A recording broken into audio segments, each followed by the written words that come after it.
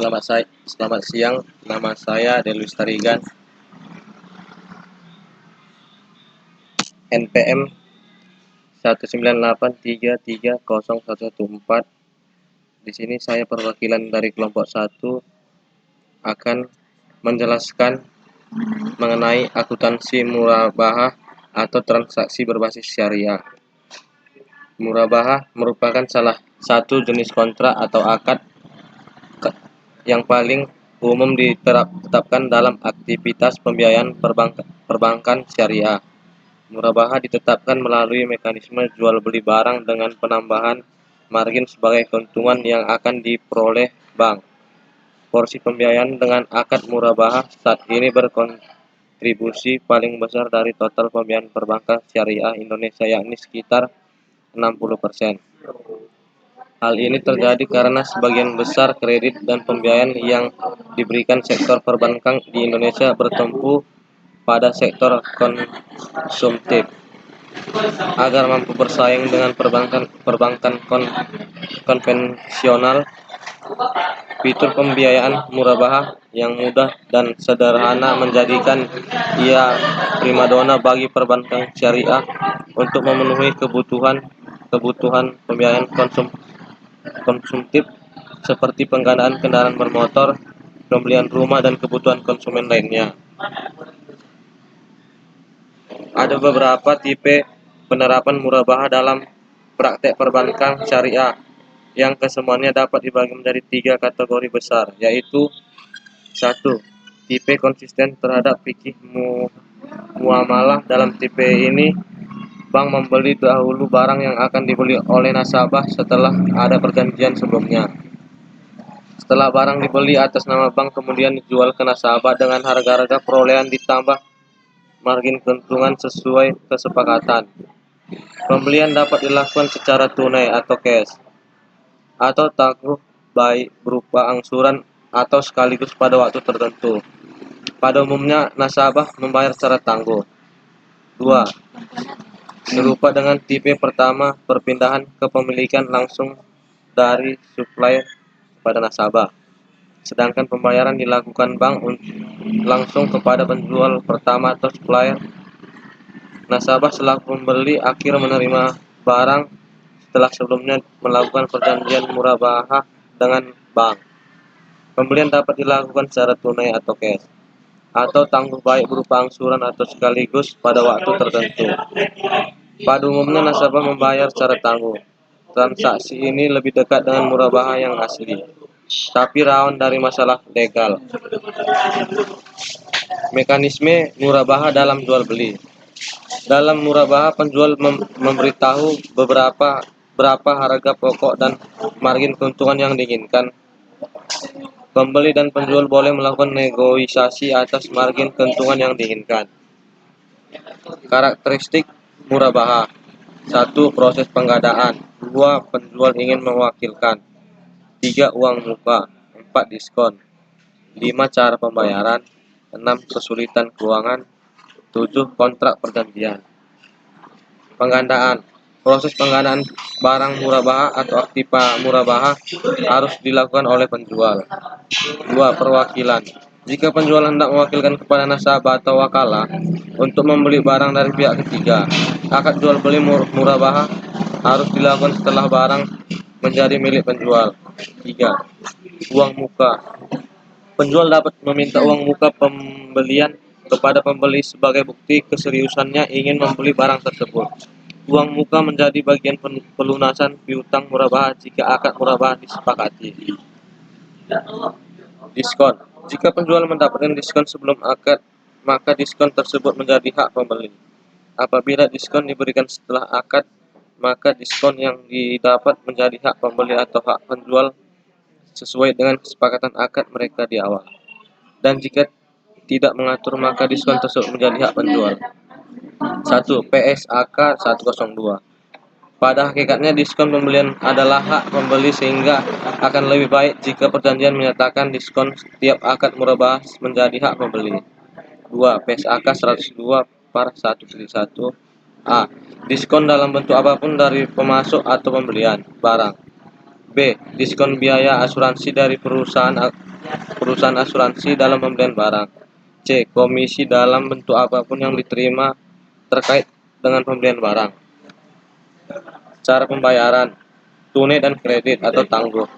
Jika pembeli tepat waktu atau lebih cepat dari periode yang telah ditetapkan, maka penjual boleh memberikan potongan, tetapi besarnya potongan ini tidak boleh diperjanjikan di awal akad. Apabila pembeli tidak dapat membayar utangnya sesuai dengan waktu yang ditetapkan, pembeli tidak boleh dikenakan denda terkecuali pembeli tidak membayar karena lalai. Kesulitan keuangan. Jika mengalami kesulitan keuangan,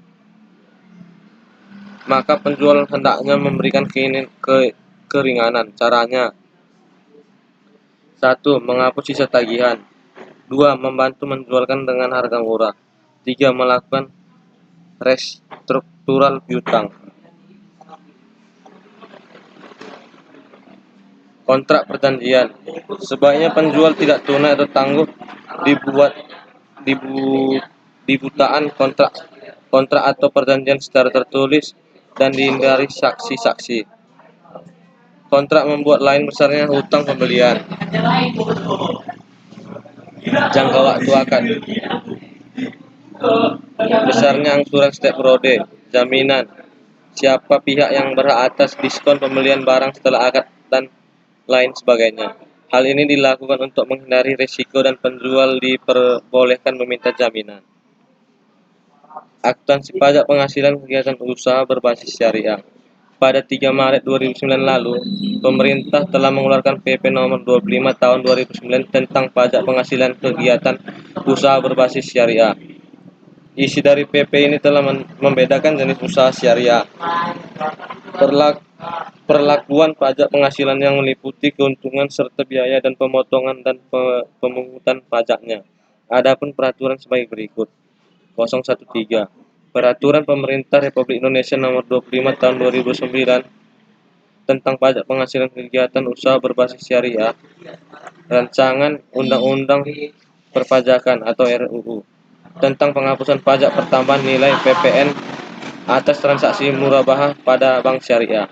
Meskipun demikian, karena RUU tersebut belum resmi diundangkan, saat ini aturan yang masih berlaku atas transaksi tersebut adalah Surat Edaran atau SE dari Dirjen Pajak yang menyatakan bahwa transaksi tersebut merupakan jual beli biasa yang dikenakan PPN. PPH atau pajak penghasilan. 1. Perlakuan pajak penghasilan dari kegiatan usaha berbasis syariah yaitu: A. Penghasilan, B. Biaya, C. Pemotongan pajak atau pemungutan pajak. 2. Biaya dari kegiatan usaha berbasis syariah termaksud: A. Hak pihak ketiga atas bagi hasil, B. Margin, C. Kerugian dari transaksi bagi hasil.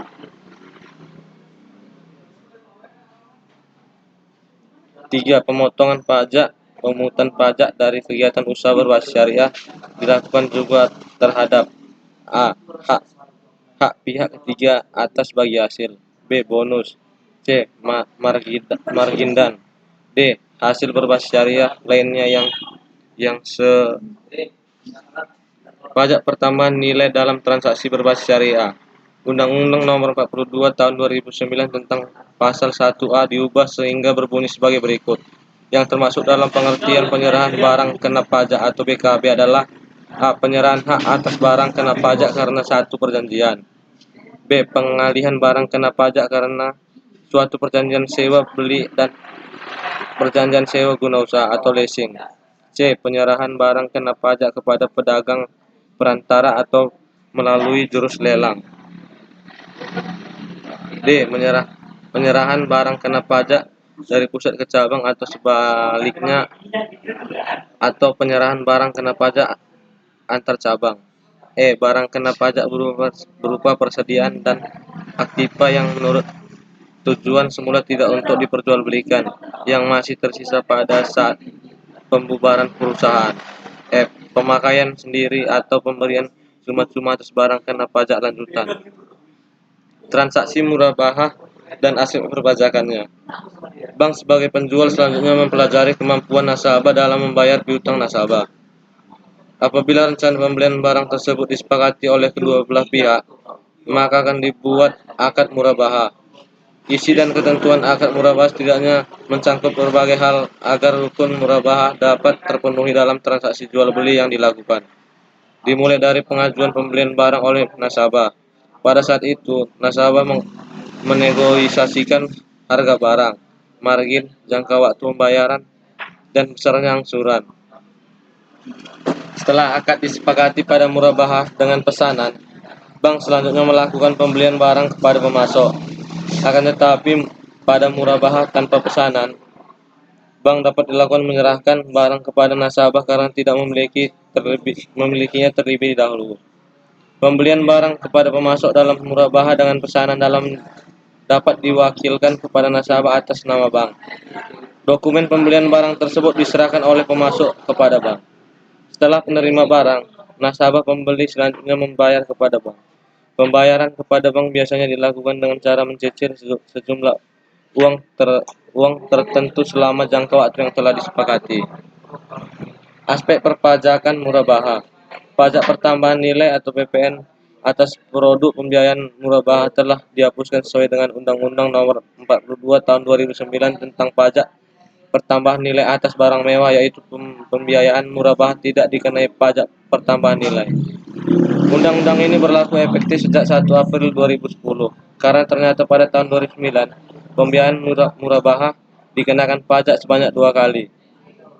Pembiayaan murabahah dilakukan berdasarkan prinsip jual beli barang, sehingga termasuk dalam pengertian perdagangan terutama pajak pertambahan nilai. Selain itu, tertanggal 28 Desember 2010, Menteri Keuangan mengeluarkan kebijakan yang ditetapkan dalam Peraturan Menteri Keuangan Nomor 251 PMK 011/2010 tentang pajak pertambahan nilai ditanggung pemerintah atas transaksi murabahah perbankan syariah tahun anggaran 2010. Terima kasih.